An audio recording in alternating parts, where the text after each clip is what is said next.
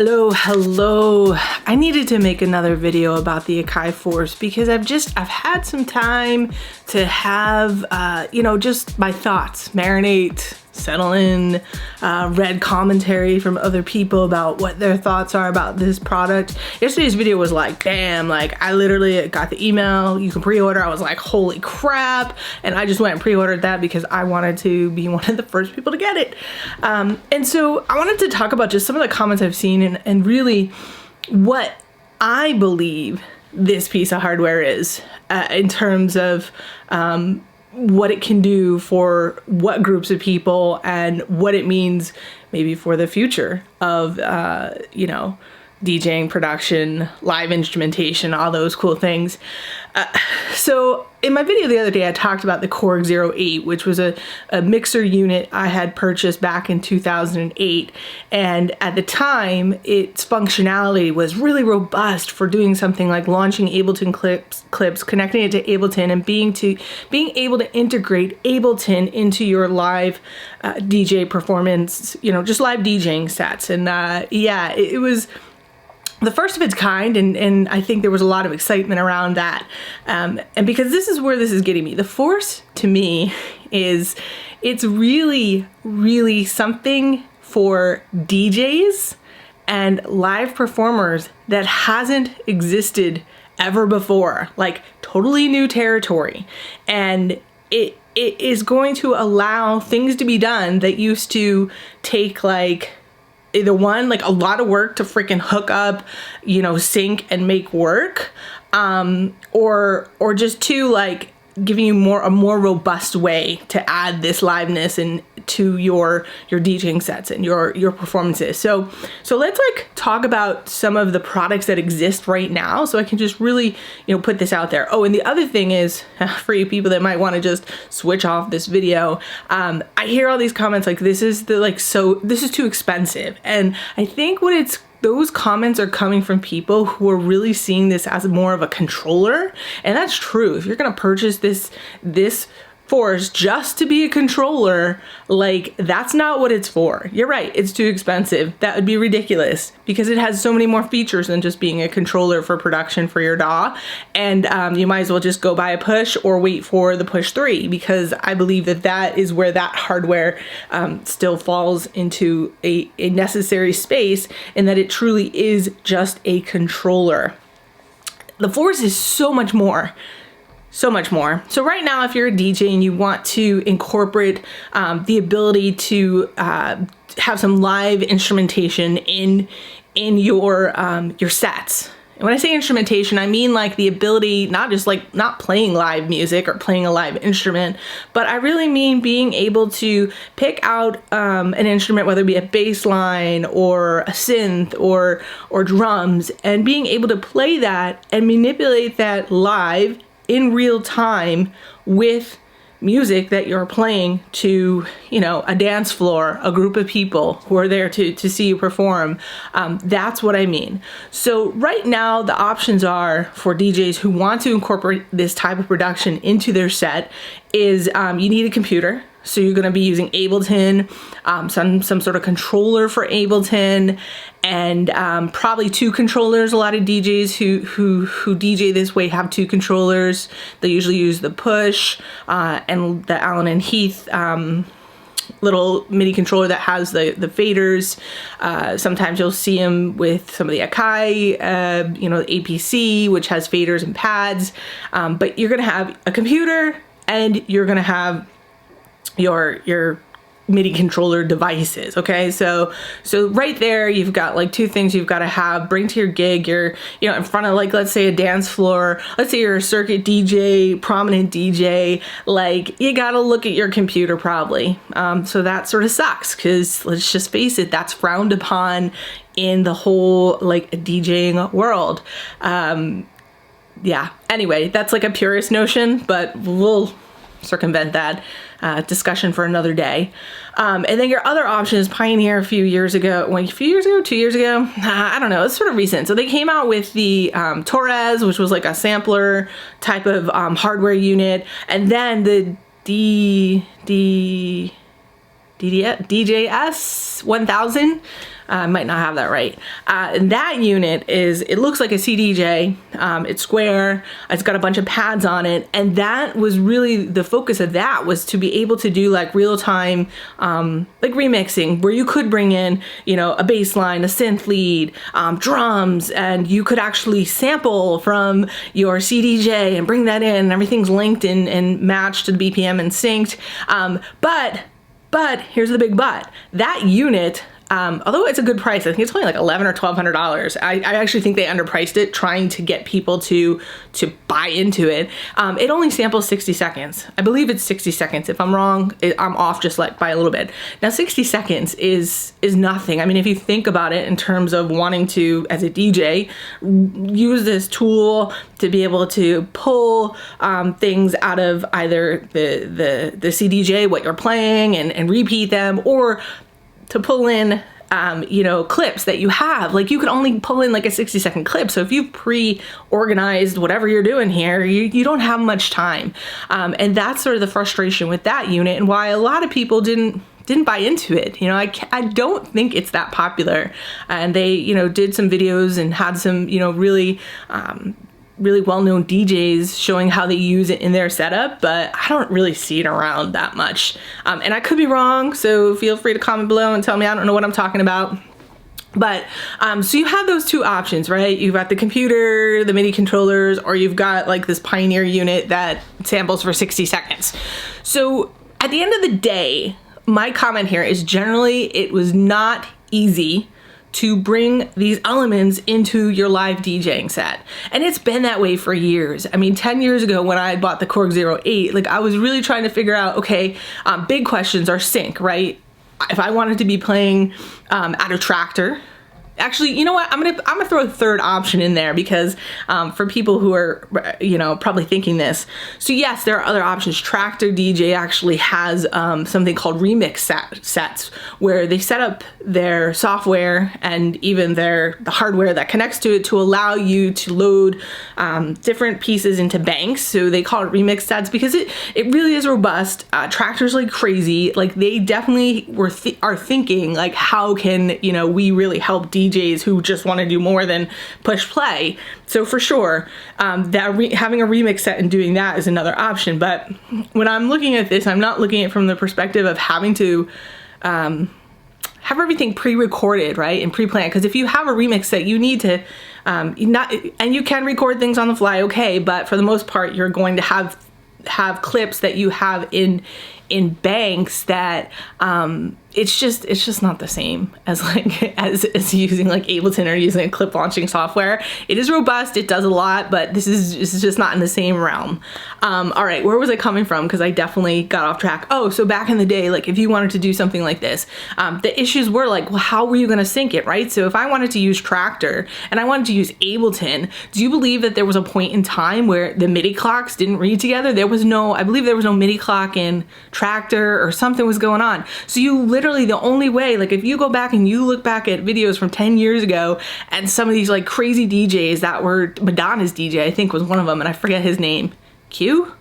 I forget his name. Anyway, they were doing crazy stuff. Like, at the time, it was like, how is he doing that? Whoa. Like, literally, a lot of that was done with the ability to be a damn good mixer, because things weren't automatically synced. You were doing that manually. And some of the stuff that they were able to create by doing that with their ears and manually beat mixing this stuff together is just insane. Because nowadays, I mean, you think about it and you really want Tractor to be able to talk to Ableton and share the BPM info so that you have the liberty to be creative and to do crazy things. Yeah, whoever wants to be the purist, go ahead and be the purist. But really, at the end of the day, to enter the realm of wild, crazy creative, it's really damn nice to have the BPM sync there, okay? And I don't care. I use it. I have no problem with it. I'm syncing my damn BPMs.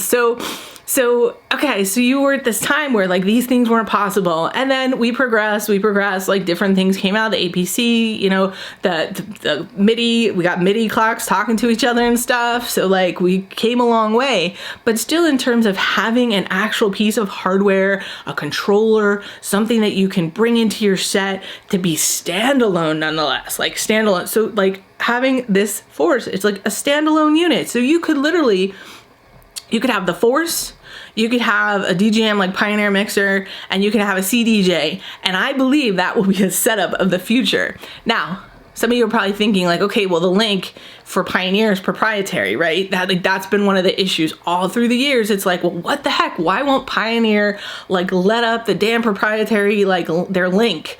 And so for you, those of you that don't know, the issue is that the Pioneer link, which is just an Ethernet cable, like we're seeing in the back of the Force, is only talks to Pioneer items, right? So it's not going to talk to anything that's not a Pioneer, meaning it's not going to send the signal back and forth to this Force, for example. Okay, this is what I'm presuming. Like, I don't know all the answers, but that's my presumption. And it sucks because Pioneer has always been really, really tight on like protecting their market, which I believe they're slowly losing grasp of. If you look at yesterday, Denon came out with the Prime 4, which is a 4-channel standalone DJ unit. I don't even know what they exactly call it. Yeah, anyway, so I don't know why Pioneer is holding on to this proprietary link so much, but there's a way around it, right? There's software that you can use. I don't really know how it all works, but I was trying to research it yesterday.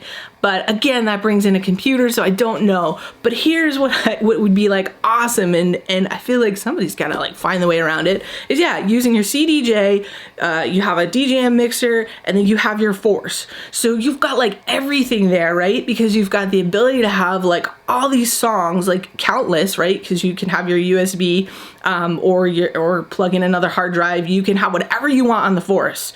Access to full songs, access to any clips you've created, the project that you've set up in Ableton, like everything that you've created. You've got that linked up BPM wise, sync wise to a DJM mixer. We have all the effects and the ability to pull in the CDJ as well, where you can, you know, just have that traditional, you know, sense of DJing too.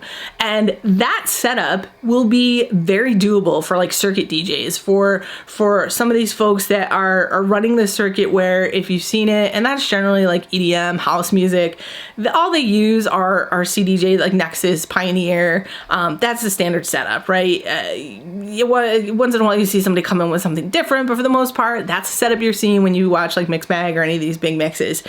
So I feel like that setup, you're going to start seeing this Force in there, and it's going to take time like anything else, but it's exciting because I believe that this is going to change the way that DJs present their music, and that it just brings in this like incredibly, the barrier of entry is completely lowered for any DJ that wants to bring that live component into their DJ set. Meaning, when I say live, more than just being able to play the songs and have cue points like put into your pads, and then the time it would take you to do like have like other sound files put in sound bags or whatever. Here you have the Force, where like you can do all this stuff. It is the Force. At first I didn't know what I thought about that name, but now I think it's sort of appropriate.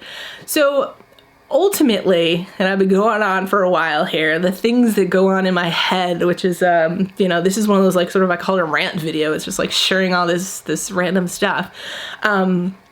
Yeah, man. So I just don't think a lot of people really understand what this is. So at $1,500, you're talking about a standalone unit. You look at that price, you look at like what a CDJ costs. That's like $2,000, right? Like a DJM mixer, that's like $2,000, $2,100. The Pioneer DDJ or whatever at $1,000, that's like $1,100, $1,200. I really feel like for what you're getting, the price isn't that bad. I mean, you look at like even the Push, when that came out new, what was that, like $700, $800? The Push 2, I want to say. You can get it cheaper now, and that was just a controller. And I understand some people are griping because they're like, oh, I don't have Live, I'm only gonna get, I don't know, do you get a copy of Live with the Force? I think probably like Live Lite. Live's gonna cost me another whatever, $800, $900. I mean, luckily I've had Live, what do they call it, the suite, I don't know, the top of the line Live. I've had it, I have it. Yeah, so that's a non-issue. And I don't know what that integration is going to look like. That's not coming until March. I guess the unit's coming out mid-February, and then some of the other usability features won't come out until March or mid-March. So there's a little bit of wait. So I don't really know what that looks like. And I don't know overall what the experience is going to look like, but I just felt like I had to make this video to like, you know, bring this around, you know, in a different conversation, because there's a lot of producers talking about this unit, because AKAI, MPC, you know, that's the people who have the focus here, the community that has the focus on this.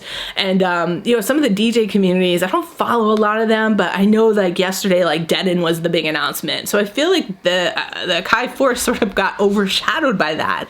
But it's truly an amazing accomplishment in my eyes, being involved in DJing and trying to do things that weren't possible for the past, you know, God, it's been 20 years, but yeah, that's crazy when I say 20 years. But yeah, I mean, just this is crazy. And I think you just need to put it in perspective. The other things, so I've been talking about DJing, but also live musicians, you know, people who are live musicians, whether you're doing, you know, guitars, like actually playing something live, and, you know, singing and then adding in synths. That's crazy, man. You just have to have this one unit. You don't even have to have a computer with you, right? So if you're on stage, you don't have to be dealing with a computer or whatever. You just have this one unit. I heard somebody comment, probably in a chat room the other day, like, oh, why does it have loop? Like, why does it have loop, you know? And it's just the lens that you're looking at it through, right? As a producer, you're like, what do I need that for? I don't need that. But if you really look at what this tool is for, then it makes sense, right? Because for a musician like performing live, once they have that loop feature, they're able to do so much. I mean, it's crazy. I don't know if you guys have ever seen a musician or artist do, you know, working with a loop-based workflow, but the stuff that they can do in a live situation is incredible. So a tool like this is gonna help them do that. So I think that the overall message of this video, beyond talking about the DJing stuff, is just, you know, it's interesting how people look through their own lens at a tool, and some are just so opinionated about it, like, this thing sucks, this is overpriced, like, this doesn't have this doesn't have that, and that's gonna be that way for everything, right? Everybody has an opinion, and you just take it, you smile, okay, you know, it's everybody's opinion is valid, as big as a dick they may be, or it may sound like. Everybody's got an opinion, so it's important to listen to it. But I just wanted to just lend my perspective as somebody who's been doing both DJing and now this past year getting into live production. My mind is just blown. I mean, I literally am just thinking like, whoa, like, what can I really do with this thing? How am I gonna use this? And when, as an artist, as a creator, you start thinking like that, it's exciting, right? Like, how often do you really get that like moment in time, that opportunity where like things just totally went crazy? Like, what? I can do this now. This is like so wild. I can just take this box anywhere. Oh yeah, that's the other thing. People have this gripe like, oh, you have to plug it in. Of course you have to plug it in. Like, who cares? Like, really, who cares that you have to plug it in? It's a $1,500 basically like crazy smart computer built for, you know, making music, and yeah, you have to plug it in. And I don't know who'd be carrying it around anyway. I mean, this thing is pretty big. I don't know. I feel like we've sort of, it's tough because as time has progressed, people's expectations of their products have changed. And I think that there is a big emphasis from people nowadays on portability. I just don't think that's a make or break for the people who are going to be using it. Because most guitar amps, if you're a guitarist and you're going to your performance, you're gonna have to plug in your guitar amp, right? I mean, that's just the way it goes. You need a certain amount of juice to do certain things, and I don't think it's make or break that there's no big lithium battery in this thing. Personally, that wouldn't have affected my decision to buy it or not. So crazy exciting stuff. If you stayed with me this long and watched the end of the video, thank you. Thank you. I really appreciate your support. Hit the subscribe button. If you made it this far and you're not subscribed to the channel, hit that subscribe button, and I'll be coming back at you with some new videos shortly, some DJing videos, some production videos, and I will be live streaming again shortly. Yeah, that was fun, but it was new and I need to just dive back into it. Thank you and have a great weekend.